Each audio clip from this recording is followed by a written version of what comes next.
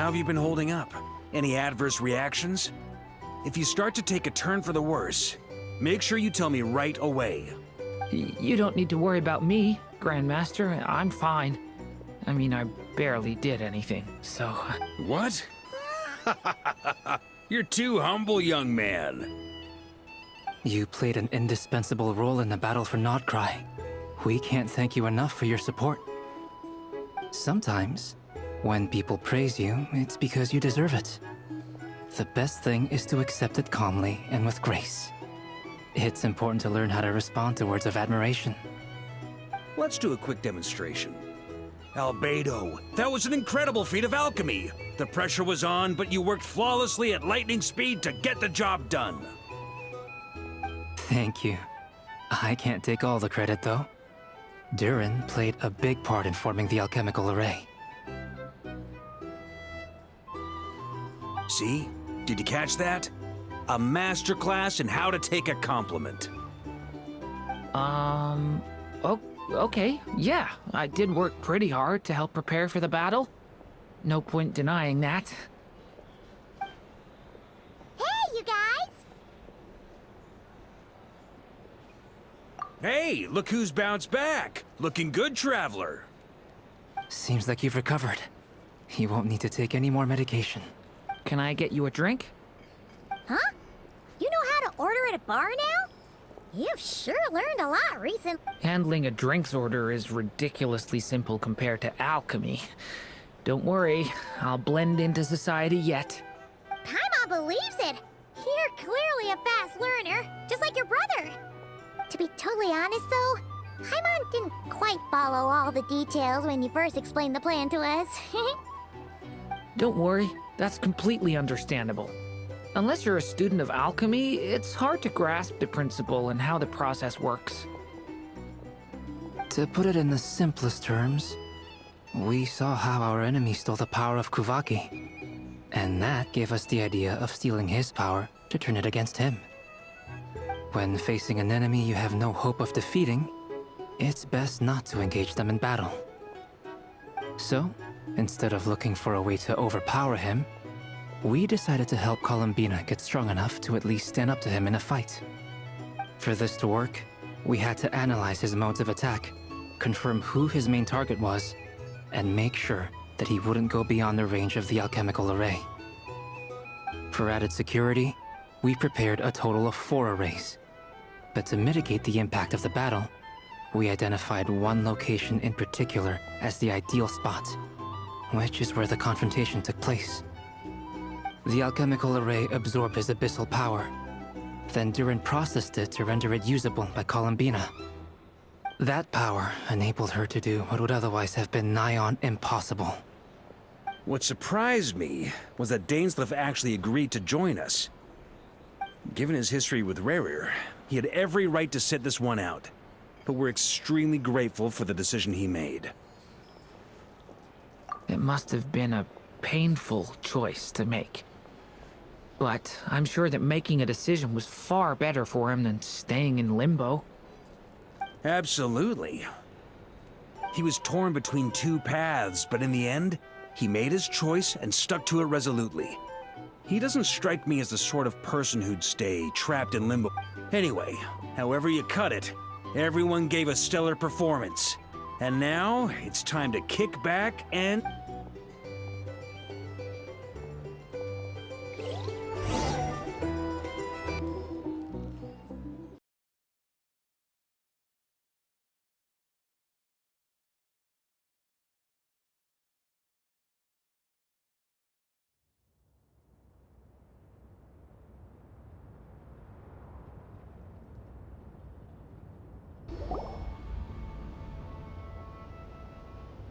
That's the only reason you're here. Yes. I've thought a lot about it. And I've realized that you, me, and Arlecchino should be I think this is very important. So I felt I had to come and tell you. Well, this is a new one. I'm so moved. I can't even hold my teacup.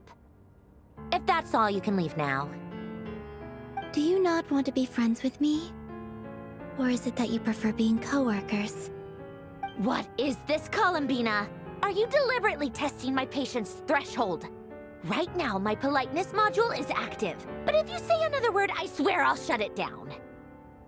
If your politeness module was active, wouldn't you say the word please at some point? Paulownia, please see Lady Columbina to the door. Will you still invite me to your next tea party? What? Yes, I think you will. Bye-bye, dear Sandrone.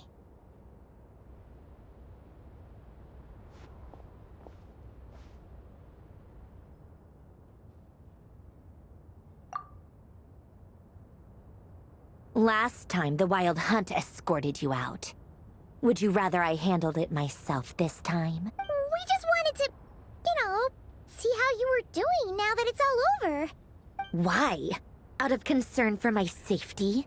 I hope you didn't seriously think that the Rayhir of Solnari would be able to lay so much as a finger upon me, given how prepared I was. Mostly because you kind of helped us out, so we just wanted to check you were okay. Looks like all your robots are fixed, huh?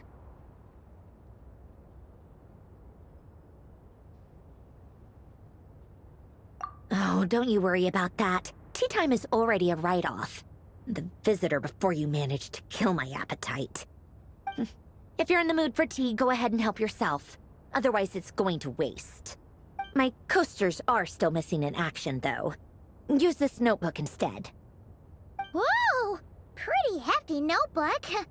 Look at all those calculations. You can ignore those. They're just dumb scribblings. I doodle and write in my free time. Sometimes I remember the distant dreamlike past. Sometimes I imagine the far-flung future. And other times, I grit my teeth and note down all the crazy nonsense going on in the present. Some people do the crosswords in the newspaper. This is my equivalent of that. Trying to predict the future is like daydreaming. And writing about the present just makes me furious. The past is my favorite. If nothing else, it's already set in stone, so I don't have to rack my brains trying to figure it all out. Huh. Although, having said that, the only vaguely interesting memory in my past is probably that guy they call Lord Artificer. Who else? Pretty much all the mecha in Fontaine are his personal handiwork. Wait, are you saying you know him? Like, personally? As a friend? I mean, I guess we were friendly enough.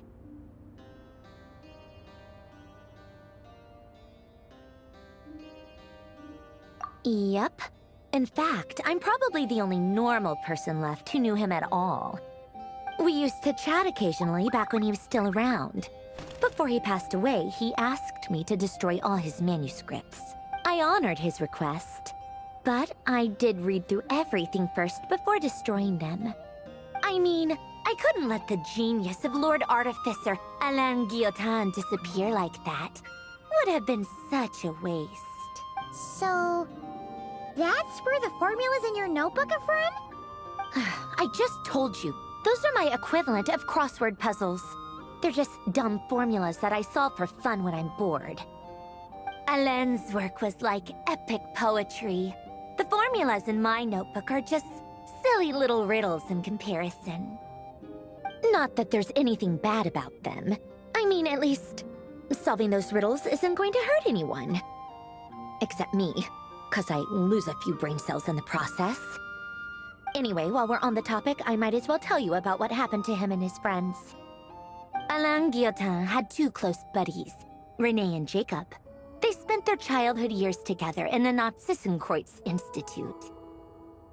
They were all quite competitive, so there was some rivalry between them, but it was a friendly rivalry. But beneath the friendship and the rivalry ran something deeper, a sense of nostalgia for the past. Unfortunately, childhood would end, the prophecy would come true, the apocalypse would arrive, and the future would never be. A mad dream that would normally only capture the minds of lunatics begin to take root in their hearts. A dream of saving the world. And if Renee and Alain had been people of lesser wits, that dream would probably have ended up as something for them to joke about in their older years. But alas, They were some of the sharpest minds around. They nurtured that dream with the full power of their intellect, and it grew into something that ate away at their souls. The first of them to fall under its spell was Renee. Against Alain's wishes, he persisted in experimenting on a mutual friend of theirs to try and save their life. Alain did not approve and parted ways with Renee. It's complicated.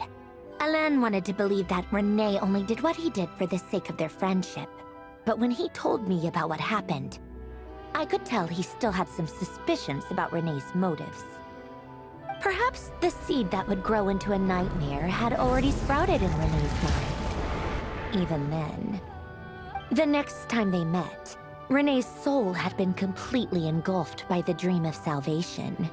His futile attempt to change the tide of fate only resulted in a wave that swallowed up the world, even before the apocalypse came. And although that wave died down eventually, I hear that it just recently came back with a vengeance. As I understand, Renee wanted to live out his dream of salvation once more. But I'm told that the attempted resurgence finally died out for good.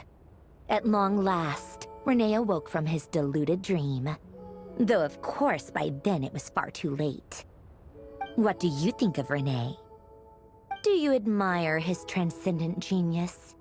His view that any price was worth paying to achieve the lofty goal of saving the world? Or do you despise him? Dismiss him as an evil madman who wrought havoc on the lives of everyone around him as he pursued his delusional dream? Same difference, really. Just a matter of perspective.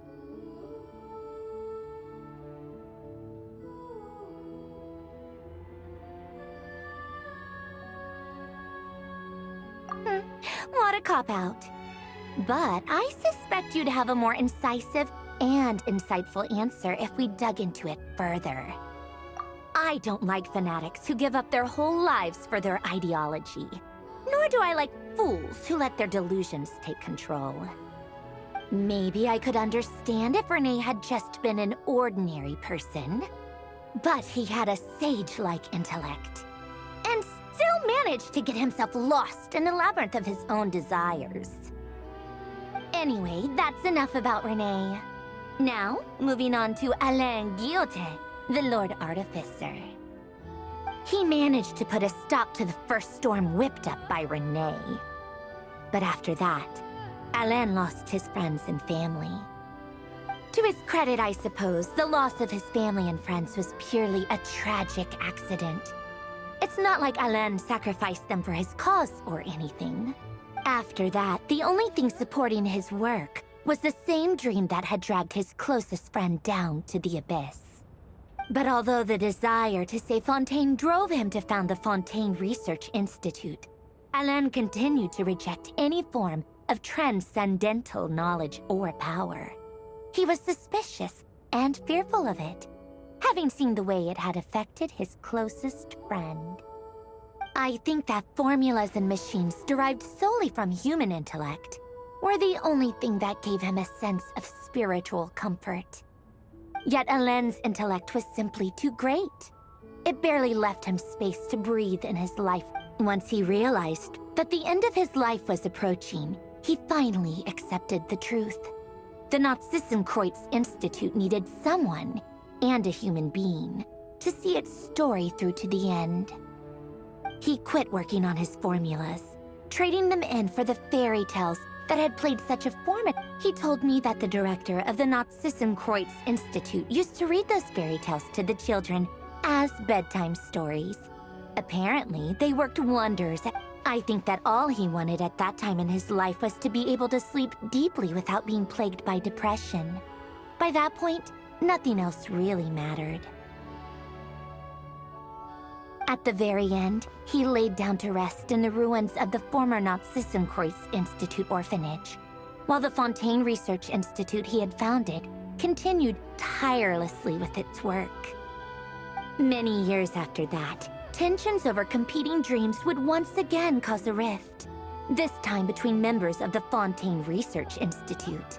But the actions of those fools had nothing at all to do with Alain. And that is the story of two people from the Narzissenkreuz Institute who both wanted to save the world. One went all in on his fantasy of salvation without ever looking back, and ended up calmly sinking to the bottom of the deepest sea. The other sought desperately to burn bright in his life, even though he wasn't sure where he was going. I do sometimes wonder, why is it that people like them have such grand hopes of saving the world? Even the grandest tree starts as a tiny seed. So perhaps, for each of them, their mission to save the world began with a very simple desire: to save themselves. They were young children with friends and family who mattered to them, desires to explore the meaning of life, ambitions to have a successful career. They didn't want to see all of that taken away in one fell swoop.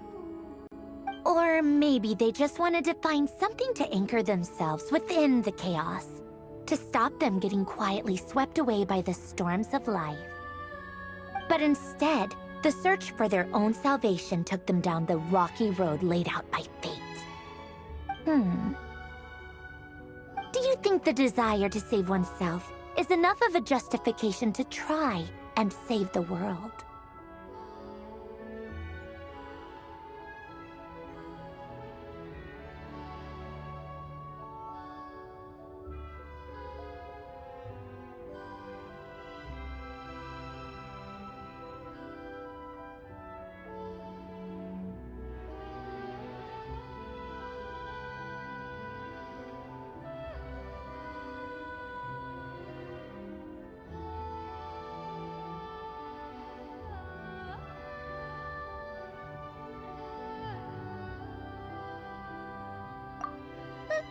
The way you said that sounded just like Alain. I asked him the same question back when he was in his prime, putting all of his energy into his work. He gave the exact same answer as you did. No elaboration, just a quick short answer before getting right back to his work. He was always that way. All right, tea time's over. I owe Arlecchino a favor for telling me these stories. I'll have to bring a whole sack of gifts the next time I visit the House of the Hearth. I'm gonna go tinker with Paulownia now. You guys can do whatever you want, as long as it doesn't involve interrupting me. Paulownia, exit hibernation mode. Begin diagnostics.